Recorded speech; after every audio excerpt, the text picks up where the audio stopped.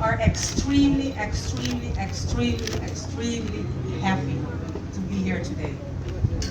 I'm standing in front of you with goosebumps because we have been waiting so long for this office to become this.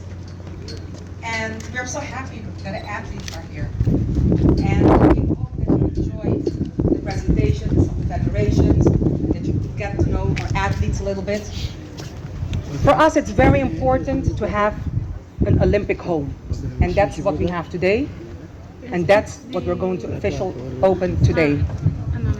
We want to continue to inspire our athletes, our federations, our coaches, our leaders. And we want to continue to instill the Olympic values. The office inside is beautiful. It tells a story. And what better than storytelling? Because you'll remember, you'll understand, and you'll be able to transmit the message as well. And that's what we want for you to see today and to understand. Our values, what we stand for, that together is better. So I look forward to your reaction after the tour. If you have any other ideas to make us better, to improve, because that's the road, that's the only road, we are happy to hear from you.